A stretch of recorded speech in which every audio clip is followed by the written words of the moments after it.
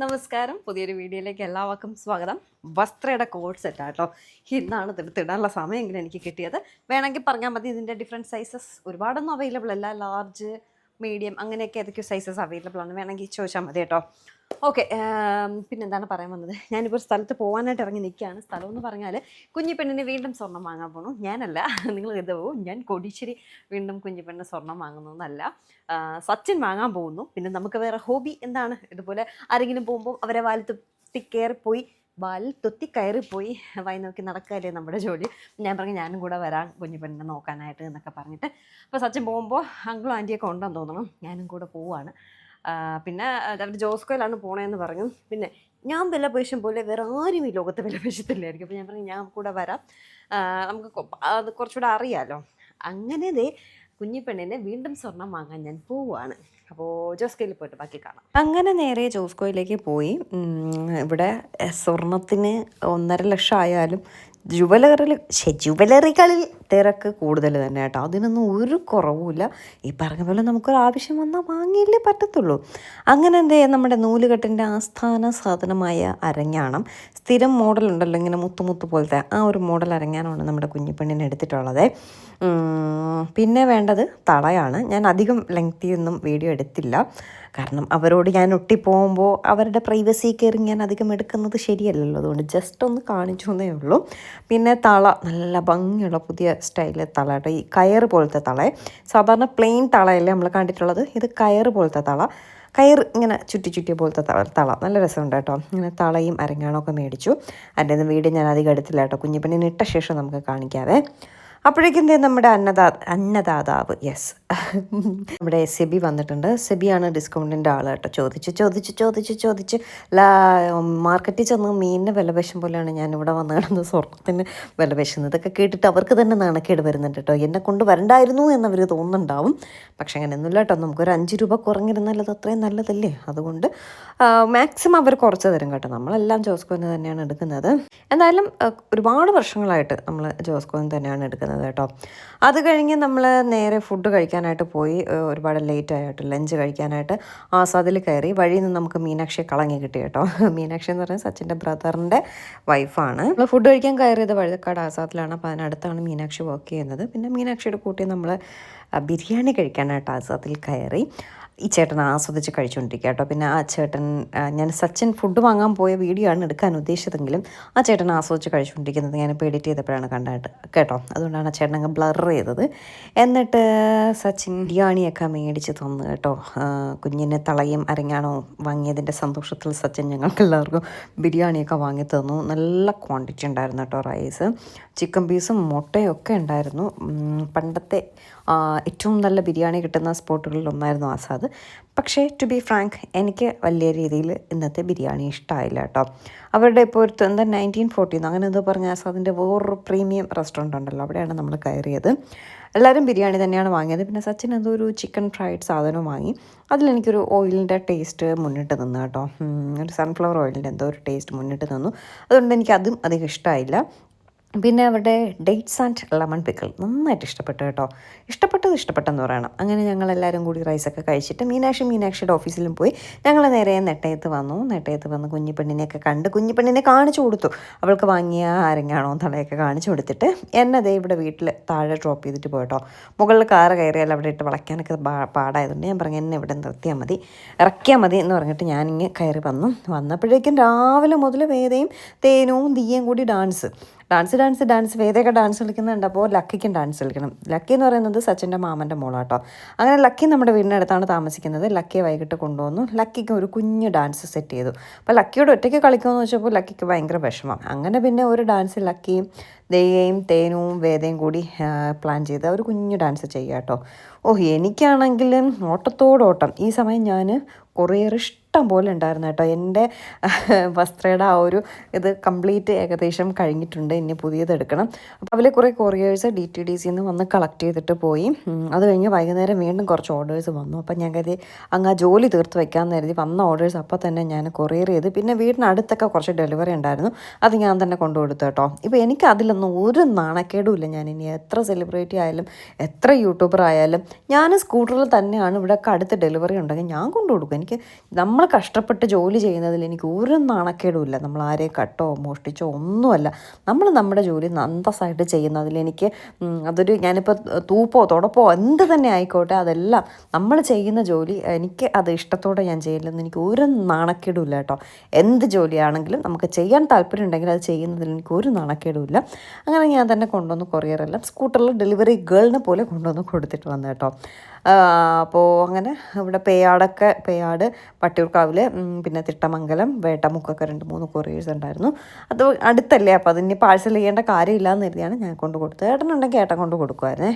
അയ്യോ, കൊടുത്തിട്ടൊക്കെ വന്നപ്പം ദാഹിച്ച് പണ്ടാറടങ്ങുന്നു. ആ നെട്ടയത്ത് പോയപ്പോൾ 2 തുള്ളി ഇങ്ങനെ മഴ പൊടിയുന്ന കണ്ടു. പിന്നെ മഴ എങ്ങോട്ട് പോയെന്നറിയില്ല, എനിക്കറിയില്ല കേട്ടോ. ചൂടെടുത്ത് ഞാൻ ചാവും, എന്നെ കൊണ്ട് പറ്റുന്നില്ല. 24 hours നമുക്കിപ്പോൾ എ സിയിൽ ഇരിക്കാൻ പറ്റും. ഞാനെന്നല്ല, എല്ലാവരുടെ അവസ്ഥ ഇങ്ങനെ കേട്ടോ.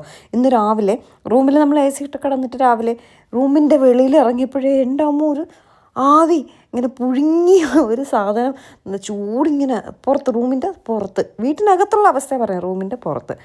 അയ്യോ, ഇങ്ങനെ പോവുകയാണെങ്കിൽ നമ്മളൊക്കെ എന്ത് ചെയ്യുമല്ലേ? ഞാൻ ആലോചിക്കായിരുന്നേ, തിരുവനന്തപുരത്ത് ഈ അവസ്ഥയാണല്ലോ, പാലക്കാടൊക്കെ എന്തായിരിക്കും അല്ലേ അവസ്ഥ? പാലക്കാടുള്ളവരുണ്ടെങ്കിൽ ഒന്ന് കമൻറ്റ് ചെയ്യുക കേട്ടോ. അയ്യോ, ചുട്ടു പൊള്ളുന്നു. അങ്ങനെ ഒരു വലിയ കപ്പ് നിറച്ച് ഞാൻ ലൈം ജ്യൂസ് നിറയെ ഐസൊക്കെ ഇട്ട് കുടിക്കുക കേട്ടോ. അത്രയും ഐസ് ഇട്ടിട്ട് പോലും ആ ജ്യൂസിന് ഒരു തണുപ്പും ഉണ്ടായിരുന്നില്ല. മാത്രമല്ല, രാത്രി ഇപ്പം ഞാൻ എല്ലാവരും കുളിച്ചിട്ടൊക്കെ തന്നെ കേട്ടോ കിടക്കുന്നത്. ചൂട് വെള്ളം, ഹീറ്റർ ഇടുന്ന വെള്ളം പോലെയാണ് പൈപ്പിൽ നിന്ന് വെള്ളം. അതിപ്പോൾ ടാങ്കിൽ നിന്ന് പറഞ്ഞാൽ ഏത് പൈപ്പിൽ നിന്നായാലും ചൂട് വെള്ളമാണ് വരുന്നത് കേട്ടോ. എൻ്റെ അമ്മ എന്ത് ചെയ്യും? ഇങ്ങനൊരു അവസ്ഥ ഇത്രയും നാൾ വരെയും ഞാൻ അനുഭവിച്ചിട്ടില്ല. ചുമ്മാ ഇരിക്കുമ്പോൾ അങ്ങനെ വിയർത്തുകൊണ്ടൊക്കെ ഇരിക്കുക കേട്ടോ. പറ്റുന്നില്ല, ഒട്ടും സഹിക്കാൻ പറ്റുന്നില്ല. ഇപ്പോൾ ചായയൊന്നും കുടിക്കാൻ തോന്നുന്നില്ല, തണുത്തത് തന്നെ ഇങ്ങനെ കുടിച്ചുകൊണ്ടിരിക്കാൻ തോന്നണം. എത്രയെന്നും പറഞ്ഞ് നമ്മൾ ജ്യൂസും ഷേക്കൊക്കെ വാങ്ങിച്ച് കുടിച്ചുകൊണ്ടിരിക്കും. എനിക്ക് ഷേക്കല്ല, ഇങ്ങനെ ജ്യൂസ് കുടിക്കാൻ ഭയങ്കര എന്നെക്കൊണ്ടല്ല, എല്ലാവരുടെ അവസ്ഥ ഇത് തന്നെ കേട്ടോ. ഞാൻ ആലോചിക്കായിരുന്നു, നെട്ടയത്ത് കുഞ്ഞു പെണ്ണുള്ളതുകൊണ്ട് അധികം എ സിയൊന്നും ഇട്ടുകൂടാ. ഒരുപാട് പേര് പറഞ്ഞു എ സിയിൽ കിടന്നാൽ ചിലപ്പോൾ ചൂടായുണ്ടാവും, അവൾക്ക് എ സിയും അത്ര അഡ്ജസ്റ്റ് ചെയ്യാൻ പറ്റുന്നില്ല. എ സിയിലാണെങ്കിൽ അവൾ ഒട്ടും ഉറങ്ങുന്നില്ല. ചിലർ പറഞ്ഞു ലൈറ്റൊക്കെ ഓഫ് ചെയ്തിട്ടിട്ട് ഒന്ന് താരാട്ടി നോക്കാൻ. ഒന്നുമില്ല, അവൾക്ക് തോന്നണം ഇനി ആരൊക്കെ എന്തൊക്കെ ചെയ്താലും. അതുപോലെ ചിക്കൻ കഴിക്കാൻ പാടുണ്ടോ എന്ന് ചോദിച്ചിട്ടുണ്ടായിരുന്നു. ഡോക്ടർ എല്ലാം കഴിക്കാനാണ് പറഞ്ഞത്. ഞാൻ പറഞ്ഞില്ലേ, ലേബർ റൂമിൽ ഡെലിവറി കഴിഞ്ഞ ഉടനെ നമ്മളൊക്കെ ബ്രെഡും കഞ്ഞിയൊക്കെ അല്ലേ കുടിച്ചിട്ടുള്ളത്. ഞാൻ ബ്രെഡാട്ടോ കഴിച്ചത്. ചീമയ്ക്ക് ഊണ് തന്നെ വാങ്ങിച്ചിട്ട് വരാൻ പറഞ്ഞു. ഊണാണ് ചീമയ്ക്ക് വാങ്ങിച്ചു കൊടുത്തത്. എല്ലാ ഫുഡും കഴിച്ചോളാൻ പറഞ്ഞു. അതുകൊണ്ടാണ് പിന്നെ കഴിക്കുന്നത്. ഡോക്ടർ പറഞ്ഞില്ലേ കഴിക്കാനായിട്ട്. അപ്പോൾ അതുകൊണ്ട് ചിക്കനൊക്കെ കഴിക്കുന്നുണ്ട്, അതിലൊന്നും വേറെ കുഴപ്പമില്ല. കുഞ്ഞി പെണ്ണ് ഉറങ്ങുന്നില്ല എന്നുള്ളൊരു കുഴപ്പം മാത്രമേ നമുക്കിപ്പോൾ ഉള്ളൂ കേട്ടോ. അപ്പോൾ അങ്ങനെയൊക്കെയാണ് കാര്യങ്ങൾ. ചൂടെടുത്ത് പണ്ടാരടങ്ങുന്നു. സത്യം പറഞ്ഞാൽ എനിക്ക് ഭയങ്കര ക്ഷീണം. എവിടെയെങ്കിലും കിടക്കാൻ തോന്നുന്നു. 8:30 മണിയേ ആയുള്ളൂ. ഇന്നത്തെ സ്പെഷ്യൽ എന്ന് പറയുന്നത് ഞാൻ ഒന്നും വച്ചില്ല ശരിക്കും പറഞ്ഞാൽ. ഇന്നലത്തെ സാമ്പാർ ഉണ്ടായിരുന്നു, അതായിരുന്നു ബ്രേക്ക്ഫാസ്റ്റ്. ഇന്ന് പിന്നെ ഉച്ചയ്ക്ക് വേദയ്ക്ക് ഞാൻ ബ്രെഡ് ഉണ്ടായിരുന്നു, ചിക്കൻ ഫ്രൈ ഉണ്ടായിരുന്നു. ചിക്കനെ ഫ്രൈ ചെയ്ത് വെച്ചിട്ടാണ് പോയത്. അവൾ ഫ്രൈസ് എന്തോ ഫ്രൈ ചെയ്ത് കഴിച്ചു. അപ്പോൾ ഇന്ന് രാവിലെ ചെമ്മീൻ വാങ്ങിച്ചിട്ടുണ്ടായിരുന്നേ. അതിനെല്ലാം ഞാൻ പുരട്ടി വെച്ചിട്ടാണ് ജുവലറി പോയിട്ടുണ്ടായിരുന്നത്. ഉച്ചയ്ക്ക് കഴിക്കാൻ ഇവിടെ വേറെ ആരുമില്ല. വേദയ്ക്ക് ഉച്ചയ്ക്ക് ചിക്കനും ഉണ്ടായിരുന്നതുകൊണ്ട് പിന്നെ അതെടുത്തില്ല. അത് ഇപ്പോൾ വൈകുന്നേരം ഏട്ടൻ എന്തായാലും കഴിക്കാൻ ഉണ്ടാവും. വേദയ്ക്കും വേണോ? നീഡ് മോർ കൊഞ്ച്. വേദയ്ക്കൂടെ കണക്കാക്കിയിട്ടാണ്. വേദ ഇടയ്ക്ക് വെച്ച് കൊഞ്ച് കഴിക്കത്തില്ലായിരുന്നു, ശരിക്കും കഴിക്കുമായിരുന്നു വേദ. പിന്നെ കഴിച്ച് വേണ്ടതായി. ഇന്നിപ്പോൾ വീണ്ടും വേണമെന്ന് പറഞ്ഞു. കുറച്ച് ചെമ്മീൻ, 1 കിലോ ചെമ്മീൻ വാങ്ങിയായിരുന്നേ. അപ്പോൾ കുറച്ച് വൃത്തിയാക്കി പുരട്ടി ഫ്രൈക്ക് വെച്ചിട്ടുണ്ട്. കുറച്ച് നാളെ തീയൽ വയ്ക്കാൻ കരുതി. നാളെ ബ്രേക്ക്ഫാസ്റ്റും ലഞ്ചിന് നാളെ വേദയുടെ ഫ്രണ്ട്സ് എല്ലാം ഇവിടെ പ്രാക്ടീസിന് വരുന്നുണ്ട്, ഡാൻസിന്. അപ്പോൾ ലഞ്ച് വേറെ എന്തെങ്കിലും ആയിരിക്കും. വൈകിട്ടും രാവിലത്തേക്കൊക്കെ തീയൽ വയ്ക്കുകയാണ്. അപ്പോൾ ഇത് ഉച്ചയ്ക്ക് ചിക്കൻ ഫ്രൈ ചെയ്ത എണ്ണ കേട്ടോ, അതിലിട്ട് നമുക്ക് കൊഞ്ചിനെ വറുത്തെടുക്കാം.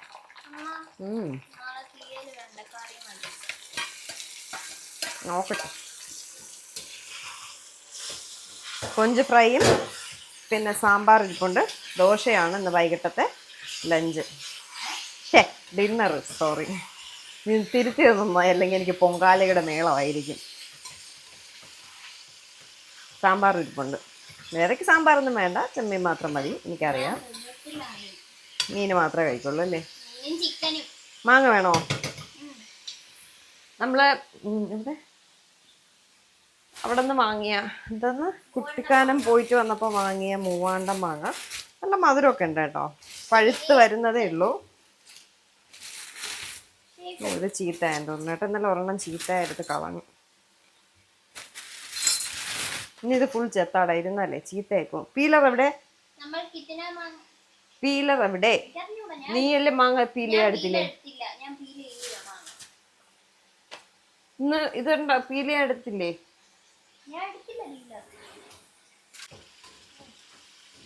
നല്ല ചെമ്മീൻ്റെ മണം വന്നല്ലേ? ഞാൻ പീലർ വെച്ച് ചെയ്യാൻ പറ്റാതെ പഴുത്തത്.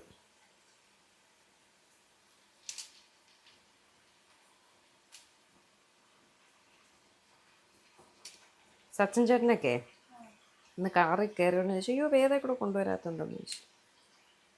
ഞാൻ പറഞ്ഞു കൂടെ ഡാൻസ് പ്രാക്ടീസ്, ഡാൻസ് മാസ്റ്റർ വിക്രമായിട്ട് നടക്കുമ്പോഴാണ് ഞാനും സച്ചിൻ ചേട്ടനും അങ്കിളും ആൻറ്റി പിന്നെ മീനാക്ഷി വഴിയിൽ നിന്ന് കിട്ടി.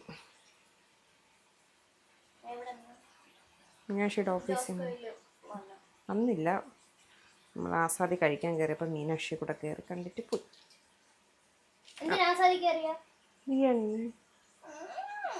എനിക്കൂടെ ചിക്കൻ ഉണ്ടായിരുന്നില്ല.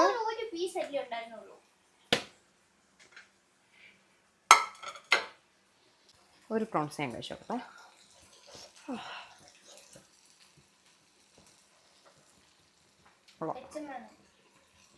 തരാം, ആളില്ല. ഇതിപ്പോൾ റോസ്റ്റ് കണക്കേ ആയുള്ളൂ, ഫ്രൈ ആക്കിയിട്ട് തരാം. അപ്പോഴേ ഇന്നത്തെ വിശേഷത്രേ ഉള്ളൂ. ഇനി വേദയ്ക്ക് ദോശയെല്ലാം ചുട്ട് ഞാൻ കൊടുക്കും, ദോശയും പ്രോൺസ് ഫ്രൈയും. സോ നാളെ പുതിയൊരു നല്ല വീഡിയോ ആയിട്ട് തന്നെ കാണാം. നാളെ വേദയുടെ ഫ്രണ്ട്സൊക്കെ വരുന്ന ദിവസമാണ്. അപ്പോൾ നാളെ പുതിയൊരു നല്ല വിശേഷമായിട്ട് നമുക്ക് ഉടനെ കാണാം.